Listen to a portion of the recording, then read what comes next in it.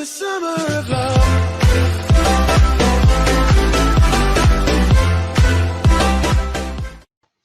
Bem, vamos falar um pouquinho de influenza aviária, tá? Eu quero trazer aqui de influenza aviária não só o conceito da doença, dos sinais clínicos, que eu vou falar de forma rápida ali no final, mas eu queria mostrar um pouquinho do olhar do Serviço Veterinário Oficial, o que a Organização Mundial de Saúde Animal entende como influenza aviária de alta patogenicidade, né, como que funcionam os focos, e enfim, como são essas classificações aí e as preocupações para o Serviço Veterinário Oficial. Eu queria mostrar para vocês aqui, para começar, um mapa dos focos de influenza aviária no mundo, tá? Esse mapa aqui eu puxei apenas de 2020 para mostrar para vocês como é que está hoje o cenário de influenza aviária no mundo. Então, se vocês forem observar aqui, só na Europa, 2020, praticamente inteira tomada, né? Cada ponto vermelho desse é um foco em ave doméstica que ainda não foi saneado, que não foi cerrado, que está aberto, tá? Então, olha a Europa e a Ásia praticamente inteiras tendo focos abertos de influenza aviária. Os pontos azuis eles já foram encerrados, tá? Esse seria ainda maior se a gente estivesse mostrando aqui os pontos de cada vez que fosse detectada uma influenza em aves silvestres. Porém, a OIE, desde o ano passado, ela não tem mais mostrado esses pontos de influenza aviária em aves silvestres. Porém, se eu for puxar para vocês aqui o mapa desde 2005, que foi quando ela começou a fazer esse monitoramento, olhem a quantidade de focos que já ocorreram no mundo desde 2005.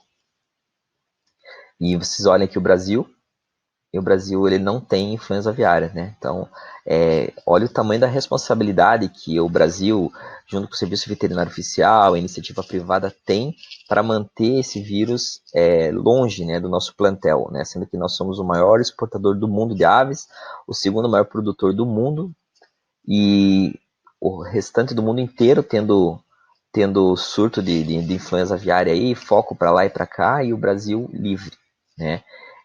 Então, esses pontos verdes aqui são os de aves selvagens, como eu comentei para vocês, e ele é bem importante de ser monitorado porque as aves silvestres, as aves migratórias, elas albergam todos os tipos de vírus. Eu vou mostrar ali para frente para vocês. Só queria até fazer um parênteses, gravem essa imagem e vejam aqui o cenário mundial e onde o Brasil está nesse cenário, tá? Agora eu vou mostrar aqui para vocês, esse aqui é um mapa, vocês já devem ter visto. Esse aqui é uma time-lapse do tráfego aéreo mundial. Então, observem aqui, cada ponto desse é um avião, tá? Durante o período de um dia. Então, olha quantos aviões saindo daqui dos Estados Unidos para a Europa, da Europa para a Ásia, olha aqui da Europa para o Brasil, dos Estados Unidos para o Brasil, ou seja, agora se imagina aqueles dois continentes aqui totalmente tomados de influenza aviária, de focos, e o Brasil não tem nenhum. Qual a responsabilidade de nós aqui como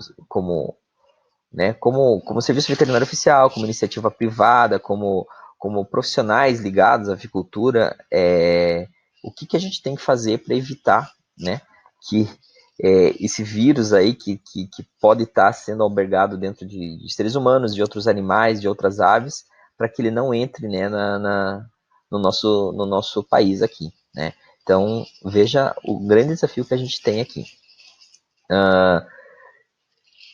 Eu queria mostrar aqui para vocês, aqui, lógico, eu não vou passar toda essa lembrança aqui do vírus, mas é só para mostrar a família, a classificação deles para vocês aqui, que pode ser importante até para uma questão de concurso, enfim.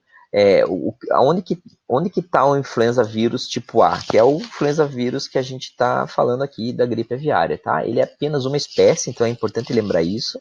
Ele só pertence a uma espécie, influenza vírus tipo A, então tem o B e C aqui que acomete humanos, mas o que acomete aves, mamíferos, humanos, né, é o influenza vírus tipo A. Tá? Ele é apenas uma espécie que tem vários subtipos ali, que são as variações dele ali. Então, ele pertence à família Orthomyxoviridae, tá? E eu queria também mostrar para vocês, em relação à morfologia deles aqui, chamar atenção só para uma questão aqui, que eles são envelopados, lembrando que eles são envelopados, né? E o que quer dizer isso? Quer dizer que eles são vírus que são sensíveis a vários métodos. Eles são sensíveis ao calor, a pH ácido, a umidade baixa, né? Então, o dessecamento, agentes químicos, vão fazer com que esse vírus seja facilmente destruído.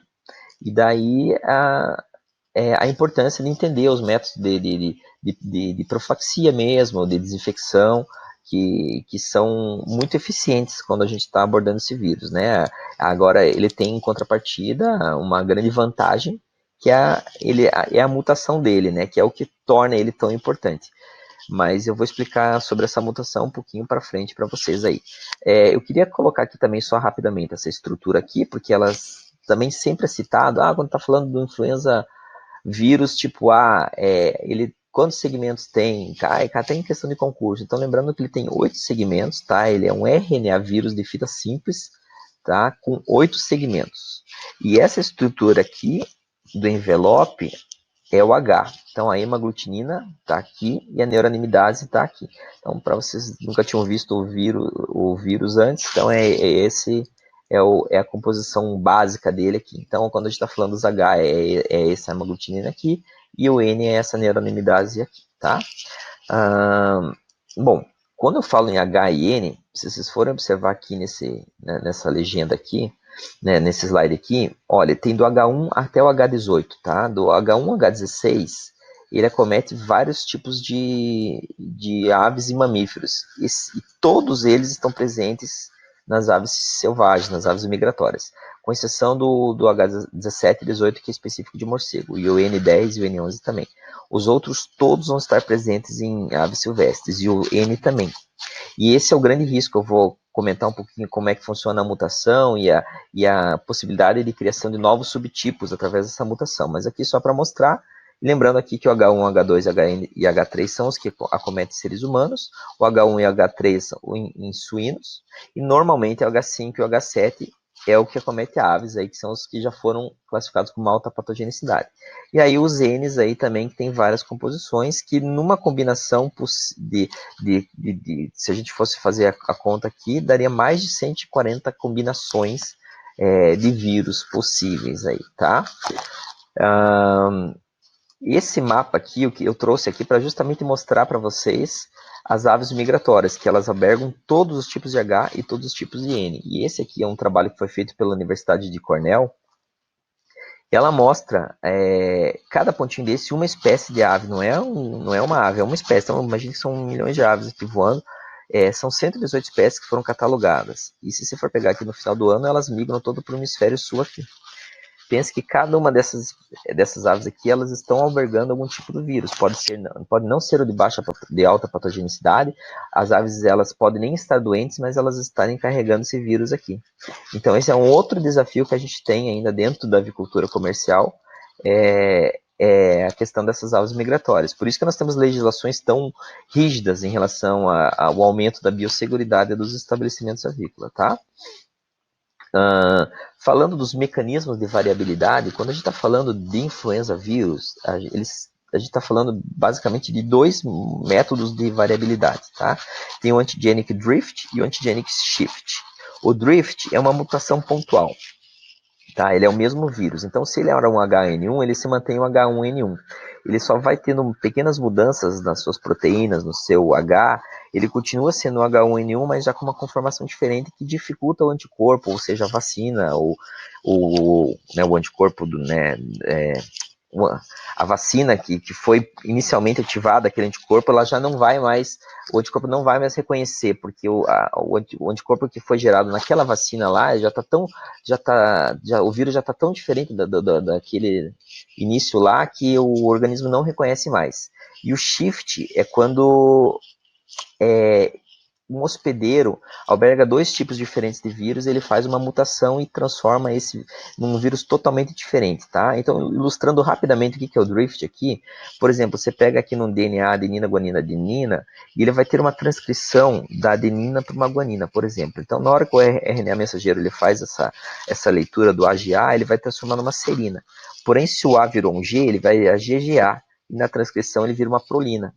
Então, essa proteína que alterou aqui já vai dificultar o anticorpo de reconhecer o vírus. Quando vai fazendo essas várias mutações pontuais ao longo dos anos, aquele mesmo H1N1 que você teve contato lá atrás, seja por vacina ou por qualquer situação que seja, a ave, um desafio que ela teve, ela não vai mais agora ser tão eficientemente protegida, porque o vírus já está, apesar de continuar sendo o H1N1, bastante diferente do que ele era lá no início. Tá?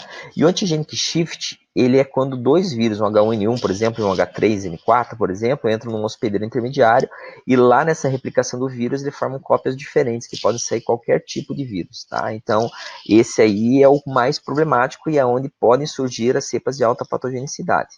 Né? Então, explicando bem rapidamente aqui como funciona, as aves, por exemplo, que elas têm esses receptores alfa-2,3, então elas se infectam, por exemplo, com H1N1. O ser humano tem, em geral, ele também tem o 2,3, mas em geral ele tem o 2,6.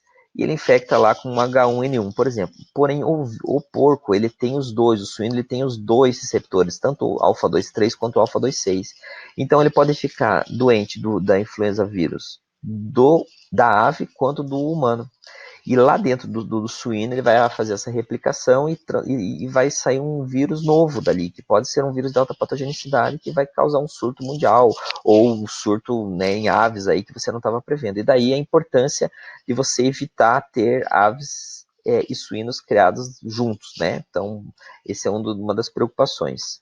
Aqui só para ilustrar rapidamente que também os seres humanos têm o alfa-2,3, tá? Mas eles ficam no pneumócitos tipo 2 e nos macrófagos, tá? No trato inferior.